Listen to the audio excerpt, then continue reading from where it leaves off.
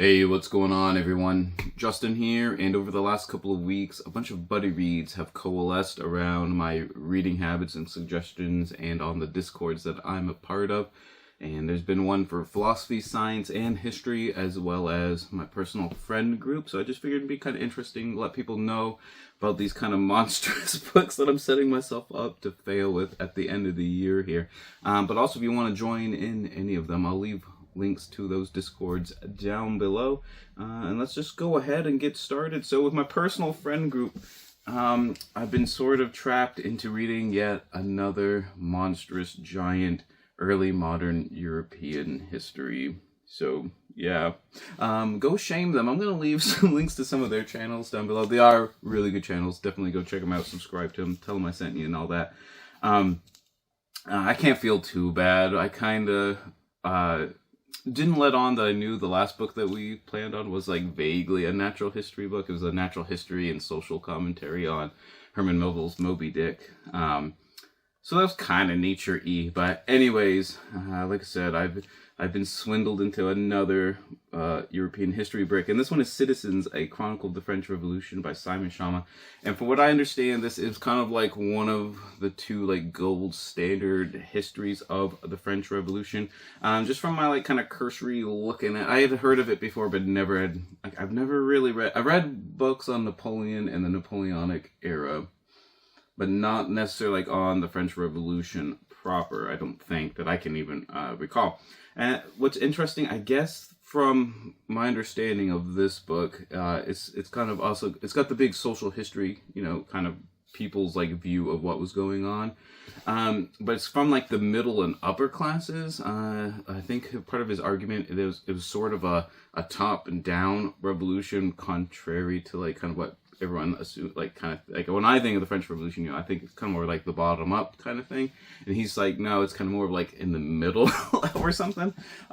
So you're kind of dealing with a lot of the bourgeois kind of like culture and kind of a little bit of the upper crust parts of society that were upset with, you know, Louis XVI's order of things and whatnot. So I think it will be interesting. I don't know much about the French Revolution proper either, so it's probably good that I brush up on it, at least to some degree. And I think, how many pages, is it like 750? Oh, it's more than 750 of actual text. Oh gosh. Oh man, it's almost 900 pages. I don't know. Wish me luck. You know, like I said, go shame them for making me read this again. So in the history one, Basic Books was kind enough to ask if I'd like to read The Romans, A 2,000-Year History by Edward Watts. And when I brought this up in the history Discord, I asked if anyone wanted to do some buddy reading of it with me. I wanted to get some classical history in before the end of the year. And I had a few takers. So like I said, I want to say thanks to Basic Books, but it looks interesting.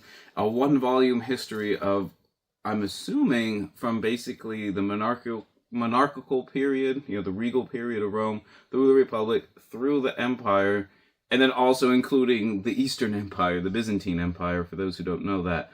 That is roughly about 2,000 years of history. But in one volume, like, it seems like a lot. It does seem like a lot there. But even for real, oh geez, how many actual text pages do we have here? It's not even 700. It's only in the 600s as far as like actual text. So that's going to be a tall order. Not going to lie. That's going to be, I don't think I've ever seen like a one volume history of the, you know, the entire Roman period, especially including, you know, the dichotomy between East and West and going through the entire like Byzantine era.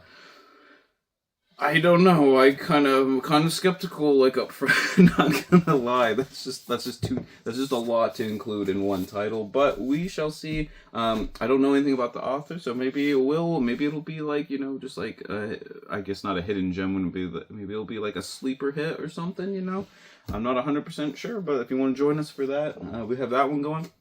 Then on the science Discord, we had a couple of options that I threw out there, and The Structure of Scientific Revolutions by Thomas Kuhn was the one that came up as the winner there. And this is like, this one and the next one are both like kind of philosophy tangent. This is definitely like kind of philosophy of science.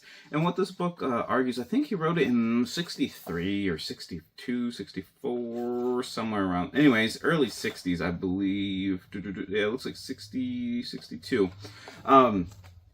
Thomas Kuhn's argument is that a lot of people assume, like, with scientific progression, it kind of just incrementally keeps, like, building up, like, in a linear fashion.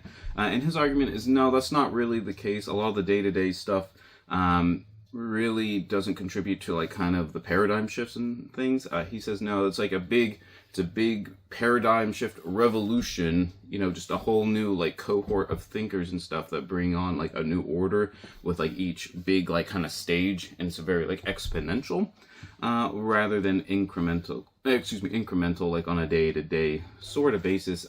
But it's been referenced on quite a few of the works that I've written on other things, so I figured it'd be a good, it's kind of, like I said, it's kind of blending that kind of science and philosophy.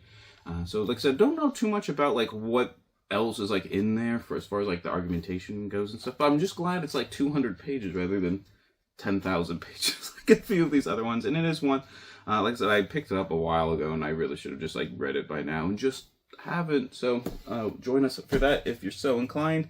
And then lastly, for, like, the philosophy proper, unfortunately I don't have a nice, like, cover. It didn't come with the dust jacket. I got this really banged up, like, used copy. Is Charles Taylor's A Secular Age. Actually, does it even have a subtitle? I don't think it does have a subtitle. Does it? No, it doesn't. Wow. I guess I thought I was, like, just forgetting about the subtitle every time because it's not on the side, but there is no subtitle. Anyways, this book is just kind of a monumental, seminal work in kind of, I guess, like, the history of, like, I want to say history of culture, history of religion, history of philosophy in the West over the course of, like, the last 500 years, kind of going from how Christianity, monotheism was sort of not only was it the default option, it was kind of the only option, and then kind of going down through the different epochs to the modern age, and now we live in a secular age where that kind of mindset is just one of, like, kind of many options to sort of choose from, and how we got from, like, from there to here, and that kind of thing. But from my understanding, it's kind of like a cultural, it's philosophy sort of written in the form of, like, a big sweeping history or something along those lines. Not 100% sure. It looks kind of daunting, I'm not gonna lie, so I'm glad I'm buddy reading it. I brought it up a couple of times and there were no takers, but there were takers this time, so we're gonna do it. I feel bad. I probably am doing it really bad injustice. Oh geez, it's like over 700 pages too for, like, actual text and everything. But as far as my philosophy reading, I've read absolutely no primary source material, like, all year. I've just been really, really, really, really, really bad about that, and I'm trying to, like, kind of fix that up a little bit. But anyway, so those are the buddy reads. I'm like looking at it now, it's like, besides Kuhn's Structure of Scientific Revolutions, there's just a lot of pages there, so I'm not 100% sure how that's going to work. And of course, Sophia has to make her appearance at some point. Oh, she doesn't look at the camera, though. But anyways, if you want to join, definitely check out some of the Discords and that kind of thing. If you feel so inclined to, definitely check out the library that I run. We like vaguely started social media, and it needs all the help it can get because we live in the middle of nowhere.